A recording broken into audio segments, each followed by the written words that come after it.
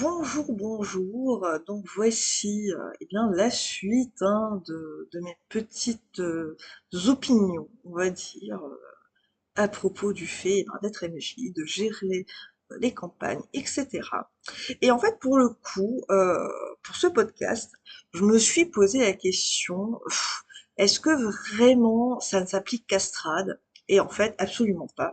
Là, pour le coup, on va partir sur le système de railroading, le linéaire, contre le monde ouvert, et voir s'il n'y a pas un moyen de concilier les deux. Bon, avant, on va dire, de plonger dans le cœur du sujet, il va y avoir beaucoup de sel, énormément de sel, parce que, en fait, j'ai aussi quand même vraiment ma propre expérience en tant que joueuse. J'ai vraiment participé pas mal de JDR, franchement, je peux plus les compter, depuis, au moment du podcast, ça avait environ 11 ans que je suis à la fois joueuse et MJ. Et, euh, et ben, j'ai vécu des expériences pas très fun, comme on peut s'en douter. Et puis ça va être un petit peu aussi, comme je dis, ça va être du sel, je suis désolée, ça va être du sel. Et aussi un petit peu ce côté, est-ce que c'est facile d'être MJ? Voilà, donc on va partir un petit peu sur tout un ensemble, mais voilà, j'espère que ça va pas trop vous saouler et qu'à l'inverse, eh ben, ça va peut-être vous distraire un peu. Donc en gros, on va commencer par mon expérience en tant que joueuse.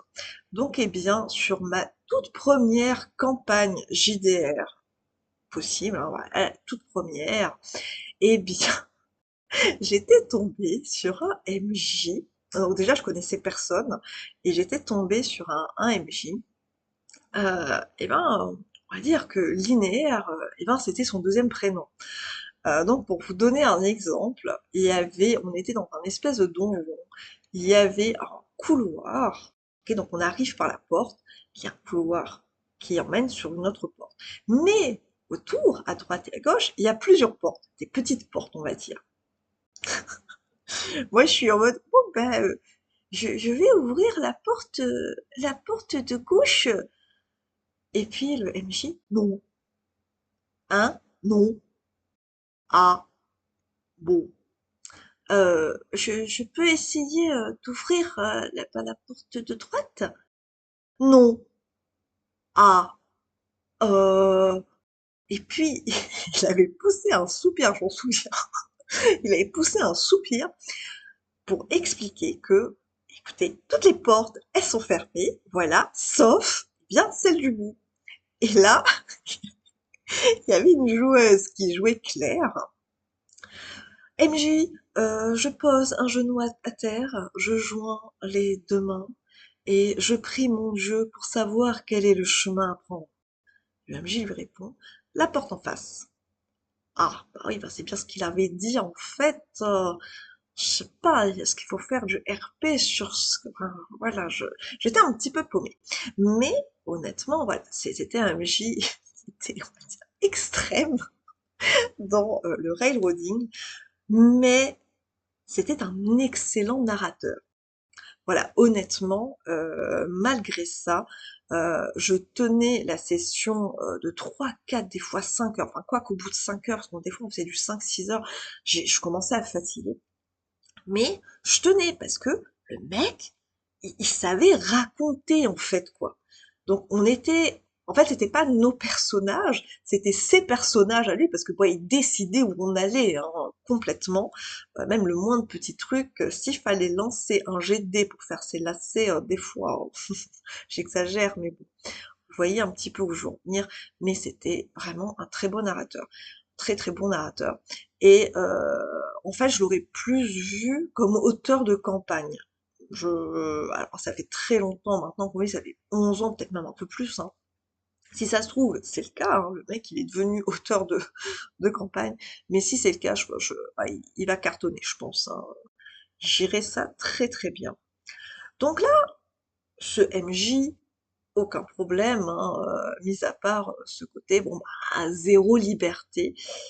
Donc pour une toute première expérience, franchement, ça allait, surtout que, comme il savait que j'étais complètement nouvelle, il s'arrangeait toujours pour me faire participer avec les PNJ, toujours à penser à m'inclure et tout, donc franchement, top. Et là, on va arriver sur le MJ du sel, celui que je vais appeler l'enfoiré. Et oui, non, non, là c'est... Celui-là, c'est le total opposé. Monsieur s'est dit, oh, je n'ai jamais joué à un jeu de rôle. Oui, chose que je ne savais pas hein, au début. Euh, je n'ai jamais joué à un jeu de rôle de ma vie, mais MJ, oh, ça doit être facile, voyons. Hein. Et il y a quoi à préparer en tant que MJ? Il y a que dalle à préparer. Hein. Donc, ce qui fait que je suis avec trois inconnus, donc deux joueurs, et donc ce MJ enfoiré. Et il mérite même pas le nom, le titre de MJ. Hein. Donc, il n'y a pas eu de session zéro, et par session zéro, j'entends ne serait-ce qu'une explication de 5 minutes concernant le monde où on se trouve. Non, il n'y a même pas eu. Ah ben, vous commencez sur un bateau volant. Ah, euh... Et puis, les deux autres joueurs ont l'air tout aussi paumés que moi. Euh, on est au-dessus quand même du sol.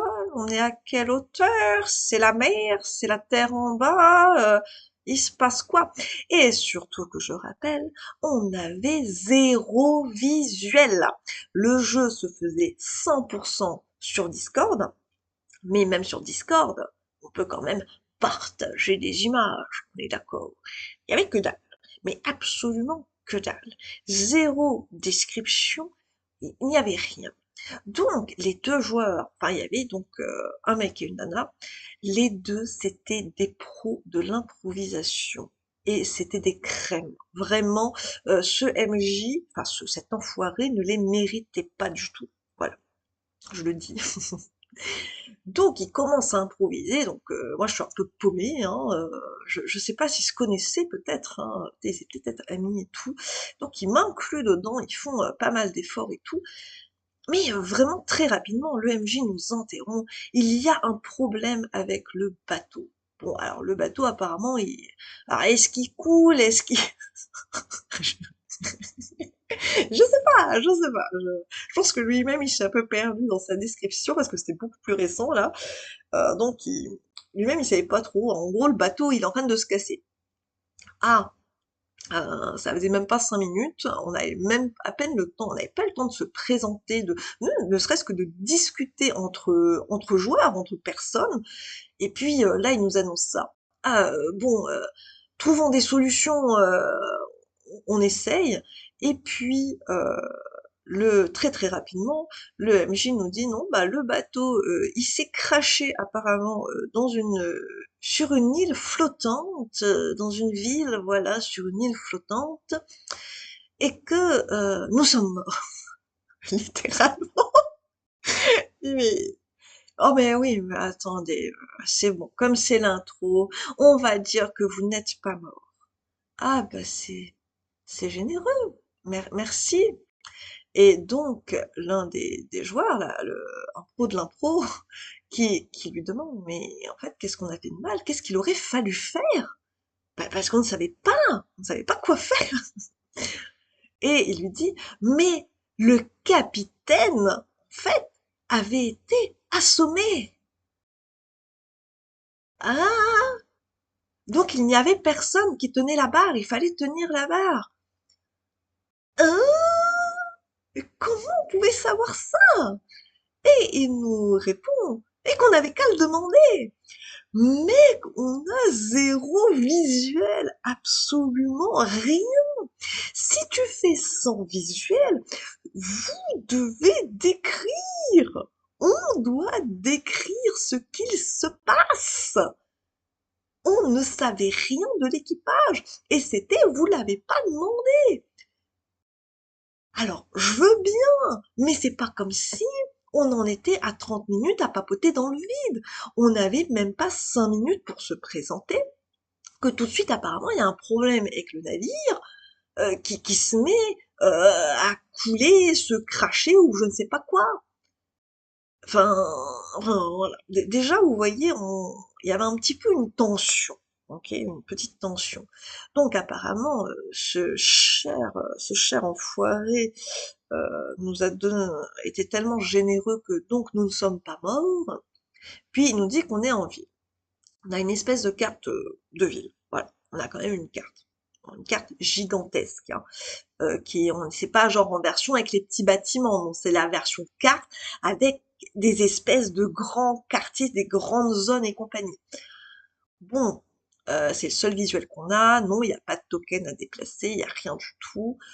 Bon, bah écoutez, l'un des deux joueurs, bon, bah on va peut-être aller à la taverne, parce que c'est toujours là-bas qu'il y a des renseignements de toute façon et compagnie. On y va, on fait un petit peu de RP, et puis on voit le MJ, parce qu'il lui il avait sa cam, nous on l'avait pas, lui il l'avait, et puis il commence un peu à tourner sur sa chaise, vous savez, à jouer avec son stylo, et puis voilà, il était plus là en fait, hein. Je pense que mentalement, il avait complètement décroché, comme moi, un cours de maths, euh, donc bon, ok. Mais bon, on s'amuse. Perso, j'aimais beaucoup ces deux personnes-là. Je les trouvais vraiment très chaleureuses, très inventives et créatives. Vraiment top. Vraiment d'excellents joueurs. Et je vous souhaite d'avoir des joueurs comme ça à votre table, hein, aussi arrangeants, aussi doux et aussi investis dans leur RP, hein. Et puis donc bah il se passe rien. Et puis le MJ, oh et puis vous voyez qu'il y a une personne un peu intéressante. Enfin je sais plus comment il a décrit, mais apparemment il y a une personne qui devrait piquer notre intérêt. Oh oh super, on va lui parler. Il a peut-être quelque chose à nous dire. Ah bah non non, il a rien à nous dire. Ah ben ok, on va se rasseoir à table. Il y a peut-être quelque chose qui va se passer, non? Et à la fin, ça continue comme ça, donc en gros, nos persos ne font que les andouilles, et bien à la taverne. Et, et à la fin de la session, MJ soupire. MJ, pourquoi je l'appelle MJ? Il le mérite vraiment pas, il le mérite tellement pas, ce mec. Ah, bref. Et il soupire. Il a l'air extrêmement déçu de nous, mais vraiment très très déçu. Euh, il ne s'attendait pas à ce que nous soyons apparemment de tels débutants, etc. Bon, oui, oui, ok, on se demande c'est qui le débutant en fait entre nous, là, nos trois, là, et puis toi, en fait, mec, parce que bon, mais bref. Je m'entends bien avec les joueurs, donc j'ai envie, en fait, j'ai envie moi de profiter de leur RP. Donc la semaine suivante, on est de retour, et comme d'hab, ils sont à fond, ils sont investis et tout et tout. Et puis MJ, mais pareil, il se passe rien. On essaie, on sort de la taverne, on marche et compagnie. Ah, on rencontre des PNJ, puis on discute un petit peu avec. Mais c'est vraiment comme si voilà, vous allez acheter votre pain à la boulangerie. Ah, bonjour, ça va? Oh, bonne journée. Alors, je vais prendre deux baguettes et puis deux pains au chocolat. Ah, voilà, ça fait un tel. Très bien. Bonne journée, au revoir. C'était vraiment ça, hein. Il y avait que dalle, même pas. Vous voyez, je sais pas moi, une ombre, vous sentez une mauvaise énergie, absolument que pouic, hein. C'était, on allait acheter notre pain à la boulangerie. Et à la fin de cette session, le MJ est désespéré parce qu'apparemment, nous sommes nuls. Ah mais il nous le dit carrément qu'on est nuls parce que son deuxième groupe, composé uniquement de paladins, eux, ils ont eu la super idée de faire une collecte de fonds. Je ne déconne pas. C'était ça, apparemment, le super RP. C'était de faire une collecte de fonds. Donc, il avait 4 paladins qui ont fait une collecte de fonds. Et donc, nous, on était nuls à côté parce qu'on essayait de trouver une putain de quête. Voilà. Bon, déjà là, on s'est dit, c'est mal parti. En fait, le MJ s'est déco avant nous. On avait discuté un chouïa rapido parce qu'il était tard aussi. Et puis, ben oui, ben on a une vie aussi, hein, on a besoin d'aller dormir. Puis on s'est dit, ouf, Ça s'annonce pas très bien, hein. C'est un peu ce côté où, bah, comme on se connaît pas, on n'ose pas casser du sucre sur le dos des autres. On a envie de dire des choses, mais on peut pas trop le faire. Voilà, je pense que c'est un peu le fardeau des introvertis, l'air de rien. Donc, ce qui fait que bon, bah, on se doutait que ça puait. Effectivement, à la troisième session, ça ne s'arrange pas. Nous, on s'amuse. Et ben, dans notre RP, on s'amuse, hein, vraiment. Ils sont vraiment top, hein. Ces deux joueurs étaient vraiment top. Le MJ, l'enfoiré, il foutait que dalle. Puis à la fin, il termine encore, comme quoi on est nul, on est des grosses merdes, et compagnie, et compagnie. Et puis, à la fin, un message, je crois qu'il a posté ça quelques minutes hein, après que tout le monde ait quitté le vocal, comme quoi, oh bah il arrête, puisqu'il en peut plus. Voilà. Et ben mec, putain, merci. Voilà. Donc là, c'était l'extrême du monde ouvert, c'est-à-dire c'est que quelqu'un, que cette personne s'attend à ce que les joueurs écrivent l'histoire pour lui, enfin pour elle, c'est cette personne. Donc non, c'est pas non plus comme ça que fonctionne un monde ouvert.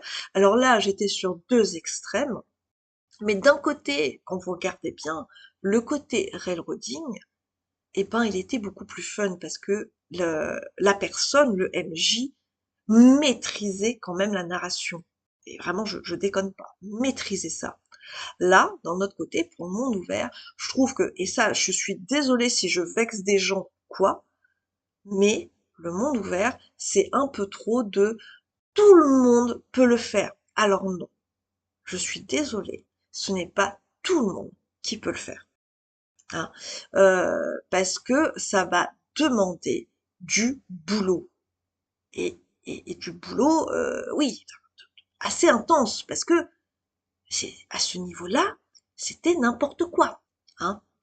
Je veux dire, aller en disant, je vais faire MJ, j'ai jamais été joueur de ma vie, j'ai jamais été MJ, mais oh, j'ai entendu dire que le monde ouvert, c'était accessible à tous. Non. Alors, voilà, non. Il n'y a pas de oui, peut-être, non. On se lance dans le monde, déjà je mets entre guillemets, ouvert, soit quand on a vraiment du temps devant soi, hein, je suis faux, faut le reconnaître, on a du temps devant soi pour créer un monde parfait, tout en sachant qu'il ne faut pas non plus assommer ses joueurs avec du lore et du lore et du lore et du lore, avec des trucs politiques, économiques et compagnie. Déjà, faut faire gaffe à ça aussi, hein, chose qui n'est pas non plus facile, hein, j'ose même pas imaginer hein, ce que ça ferait comme boulot, et en plus de pas assommer ses joueurs avec ça, parce que déjà je les emmerde assez avec les règles de base, entre guillemets, hein, je les emmerde assez avec ça, donc bon, en plus faire attention à tout ça, enfin, c'est hallucinant.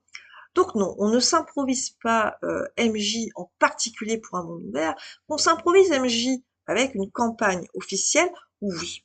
Franchement, oui. Parce que lire, au moins, lire le bouquin du début à la fin, regarder peut-être une ou deux vidéos un peu résumées en plus, franchement, ça va, avec un petit peu de, comment dire, d'imagination et compagnie, ça peut le faire. Franchement, ça peut le faire. Mais faire un monde ouvert sur une campagne qui n'a jamais existé autre que, même pas dans sa tête, hein, je sais pas, dans la tête des autres, non. Voilà. Donc c'était vraiment le pire MJ que j'ai eu de ma vie. Donc, mis à part maintenant ce gros sel, comment on va combiner en fait eh ben ces deux mondes. Bah, en fait pour moi c'est pas si compliqué que ça. Il y a un juste milieu. C'est-à-dire que je vais reprendre l'exemple de mon tout premier MJ. Donc mon tout premier MJ, vous rappelez-vous, c'était le donjon, le couloir, l'objectif principal, c'est la porte en face, la grande porte, mais à côté, donc à droite et à gauche, il y a des portes. Eh ben, le linéaire, bah, en monde entre guillemets ouvert, ça donnerait ça. Qu'est-ce qu'il y a derrière ces portes? Tout simplement, on n'empêche pas les joueurs d'ouvrir des portes. C'est toujours bien d'avoir sous la main, même si ça se construit avec le temps, hein, ou alors si vous avez, je sais qu'il y a des bouquins comme Xanatar, ouais, qui proposent un petit jet de dés selon le niveau des joueurs, selon l'environnement, etc., pour tomber sur des créatures un petit peu au pif. Mais honnêtement, même sur le bouquin, un peu de recherche, ça peut le faire, hein. Donc d'avoir quand même ouais une sorte de petite fiche de rencontre aléatoire. Bah, dans les donjons, les classiques, bah, c'est les mimiques, hein, la fameuse mimique, le gric, même tout simplement squelette, zombie, fantôme, etc. Franchement, dans les donjons, il peut absolument y avoir tout, hein. Donc, laissez les joueurs ouvrir les portes, laissez-les bah, découvrir, même si c'est un piège, même si c'est juste pour combattre une chauve-souris, c'est pas grave. C'est pas grave, mais donnez-leur quelque chose. Et derrière une porte, s'il y a rien, il y a rien. Pareil, on n'est pas obligé d'avoir une inspiration inépuisable et de dire que derrière chaque porte, il y a quelque chose. Non. On va dire sur 8 portes, bah, si derrière 3, il y a rien, il y a rien. C'est pas grave. Mais bon, jeter la petite miette de pain, quoi. C'est ce que j'ai envie de dire.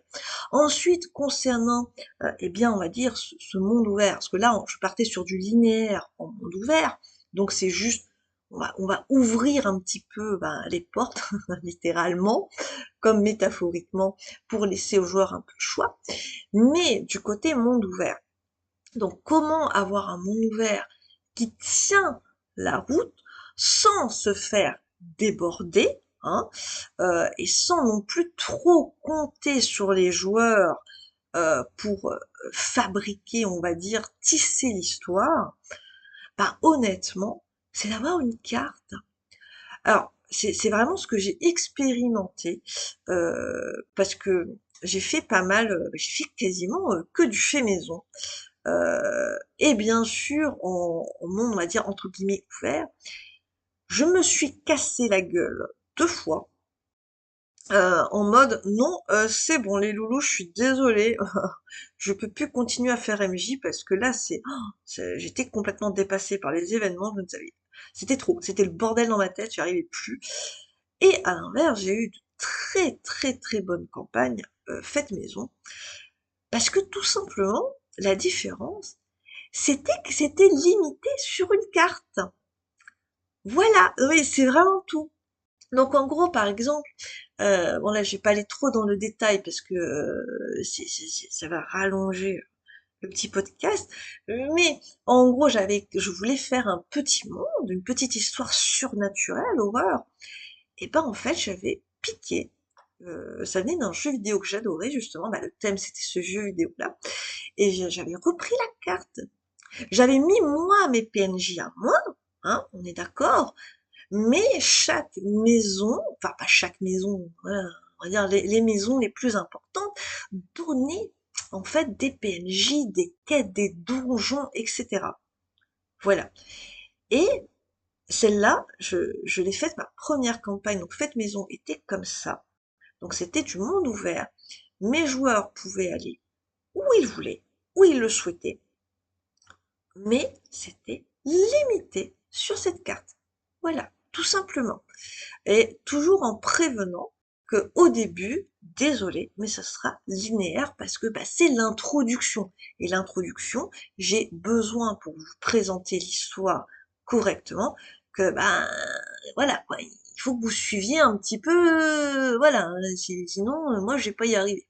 Bon, et après, quand l'intro sera terminée, vous pourrez faire ce que vous voulez sur la carte. Et celle-là, je l'ai faite avec un gros groupe de 6-7 joueurs, mais là on jouait quand même sur du 3-4 heures, je crois, et je l'ai faite avec un groupe de total inconnu, total random. Ça s'est aussi très très très bien, très très bien passé. Voilà. Et bien sûr, je rassure, je dis pas ça pour me la péter ou quoi, parce que après ça, j'ai quand même fait voilà, 2 campagnes faites maison où je me suis bien rétamée, où j'ai senti l'humilité me frapper en pleine figure, hein. Donc voilà. Mais ouais, pour moi, c'est la meilleure chose à faire. C'est d'arriver tout simplement à faire un mixte entre linéaire et monde ouvert. tout simplement. Parce que c'est vrai que monde ouvert, chacun a sa définition, parce que monde ouvert, on va s'attendre à peut-être la carte d'une région, d'un continent, mais en fait non, et vraiment je vous assure, juste une petite ville, un village, je vous jure, ça fait le café.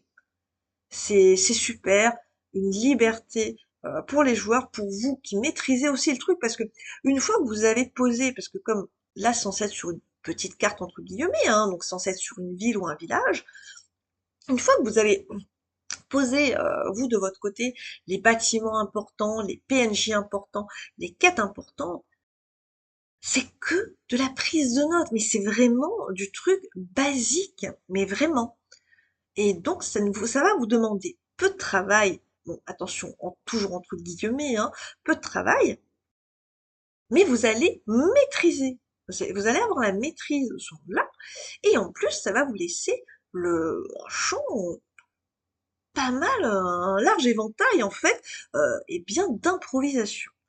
Donc vraiment, c'est ce que je conseille.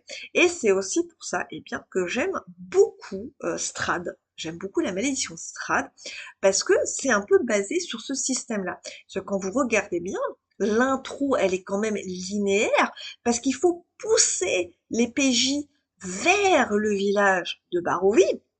Donc on est sur du linéaire et d'autant plus que il y a la brume, cette fameuse brume, qui empêche vos PJ de faire ce qu'ils veulent. Et ça, c'est génial, ce qui vous permet de maintenir un côté linéaire au début, et puis après, au fur et à mesure, eh bien, voilà, on a accès, eh bien, déjà à un village, voilà, donc là, il y a ça, ok, bon, bien sûr, il y a d'autres villes et villages, hein, je ne dis pas, rien que le donjon disponible au château, mais justement, c'est des points comme ça, et c'est pour ça que je trouve que Strad est vraiment l'exemple parfait, vraiment l'exemple parfait d'une campagne entre linéaire et monde ouvert, et qui se joue vraiment très très bien. Donc voilà, donc vraiment Strad, je trouve que même pour des MJ débutants, eh ben elle est top.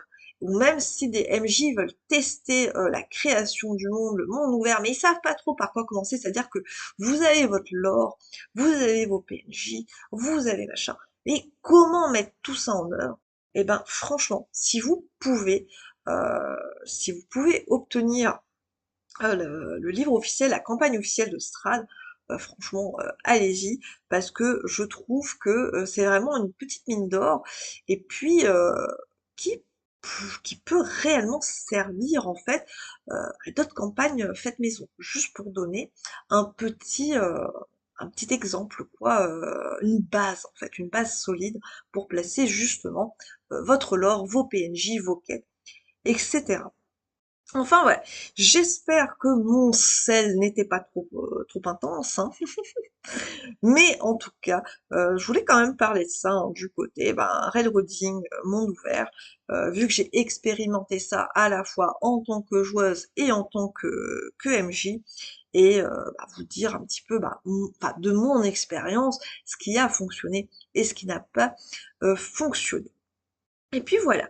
Bah écoutez, je vous souhaite un excellent moment autour de votre table et je vous fais de gros bisous.